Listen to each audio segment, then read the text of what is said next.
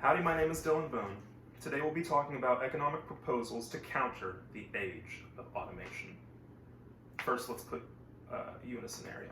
The year is 2050 and you don't have a job. You haven't had a job for months, you've been searching.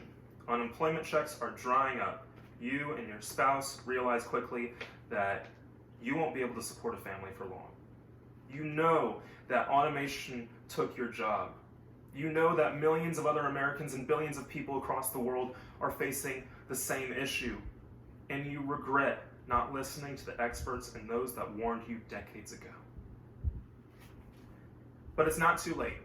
And there is a solution. I rest on the premise today that as automation advances, it will be followed by unequaled unemployment as the human workforce is reduced to merely the abstract.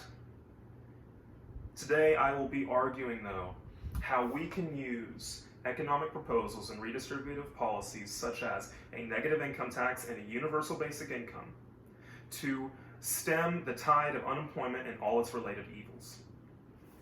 Today, we'll be going over, first, what AI has already done to the economy and how it's advanced in the recent decades. Next, we'll be going over these redistributive policies and how they can be used to save our economy. And finally, we'll be looking at a world where we actually succeed in passing these policies and how it helps you. So, let's get right into it. Automation has taken millions of jobs already, and it's threatened to take millions more. Millions and millions and millions of lives have also been affected by this. Let's look today at the Rust Belt. Now, the Rust Belt in the mid-20th century was a booming economy full of opportunity, and you could go get a job at a factory and support a family off of that. In fact, many generations would do that at the same exact factory. However, as the 20th century was growing to a close, robotics began to take these jobs. The result? Ohio, quote, lost between 671,000 and 718,000 jobs between 1967 and 2014 based on automation alone. This was found in a scholarly article titled The Decline of Ohio.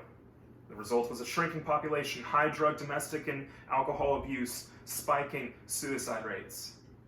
The Rust Belt was in chaos and still is to this day. You're saying to me, Dylan, that's a tragedy. But we're looking to become educated. We're looking to become white collars or any other service job. We're not looking to go become blue collars. Well, today we'll be talking about why this problem affects you and how recent AI innovations are making it to where automation could take your job. So let's talk briefly about AI innovation. It's recently used neural networks, deep learning, and machine learning to mimic a human brain function. This can be found if you look up the game Go. It's a Chinese game, very complex. In fact, it's considered an art form in certain parts of the world because of how difficult it is to master, much harder than chess. Now, experts said it would not be perfected for decades. It would not be able to beat the best player in the world for decades, and they said this only 10 years ago. In 2016, Google's DeepMind did exactly that. How did it do it? Well, not only by looking at novice game players and learning from them, it began to play itself. It played itself so many times it got better and better and better, and eventually created new strategies using creativity to beat the best player in the world. Now, this led to a scholarly article from Oxford saying, quote, around 40% of total U.S. employment is in the high-risk category. A McKinsey Global Institute article says, quote, automation could destroy as many as 73 million U.S. jobs by 2030. Let's talk about how we solve that. Now, some have proposed taxing AI. However, that won't work. Why? You cannot stop progress. It is by definition inexorable and irrepressible. Now, some others have talked about UBI.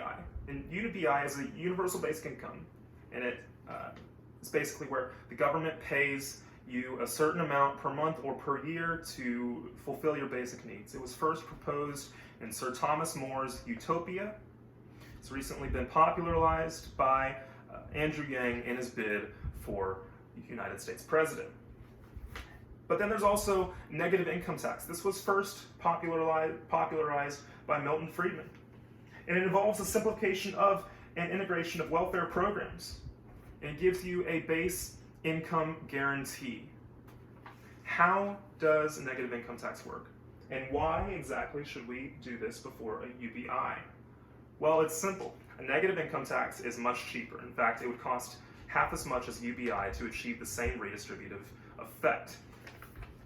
But how exactly does it work? Well, for the people at the bottom of society, around the poverty rate, which is around $3,000 a month, that's our first input variable, it allows them to receive a certain amount of money to survive. But it doesn't waste money on those that don't need it. So our first input variable is a maximum coverage rate, which is around usually the poverty rate, and this is about $3,000 a month. Now, our second input variable is the give back rate. This is what the government gives back to you at the end of each period. And usually examples use 50%, so we'll use 50% here as well. And the final input variable is your own personal monthly income. Let's say it's about $1,000 a month. Now, there's an equation to this. Basically, you take the difference between the maximum coverage rate and your personal monthly income, and then you multiply it by the give back rate. So you take 3,000 minus 1,000, that equals 2,000. You multiply that by 50%, it equals 1,000. That is how much the government gives back to you at the end of that period. Let's say it's a month. So you add in your personal monthly income and your base income guarantee, and you receive $2,000. Let's say you make $2,000 instead of $1,000. So we would plug it into the equation. We would get $500, and you add those together, that would give you $2,000 in the first situation and $2,500 in the second situation. So there is incentive to earn more. That is partly why a negative income tax works so well.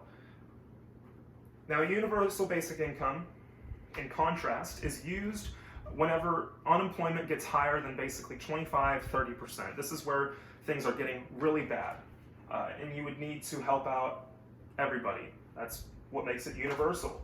You give it to every citizen in a nation.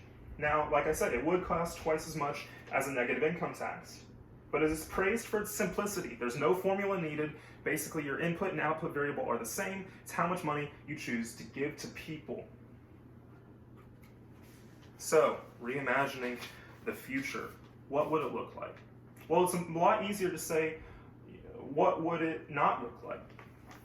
And this is when I bring in perhaps the Cuban Missile Crisis. What would it have looked like if we had failed during the Cuban Missile Crisis? Well, we wouldn't be here. Apocalypse. That's why I say it's much easier to imagine a world where we don't institute this policy. Demagogues. Let's talk about that. I'm not saying that Donald Trump is a demagogue, but I am saying that he won the Rust Belt in 2016, and he therefore won the presidency. He won the Rust Belt because he appealed to the jobless and the dispossessed. Now, similarly, any other politician or person willing to exploit this issue for personal gain could do that. Just look at people like Joseph Stalin and Adolf Hitler, who seized on economic crisis to gain power. That is why we are worried. That is why we need a negative income tax or a universal basic income. What does it look like? Well, less drug, alcohol, and domestic abuse. Lower suicide rates. We've seen what happens in the Rust Belt. More opportunity for the lower class. If we can give the lower class that negative income tax, we can boost them in their own finances.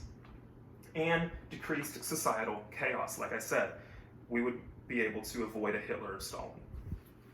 You yourself would be able to feed your family and remain stable through crisis. Eventually, we'll be able to reintegrate into a new world, a new economy, and then we can scale back these policies. But for now, we need them to ensure we are safe. We're about to face the next evolution of the Industrial Revolution, the next revolution of humanity. Are we prepared?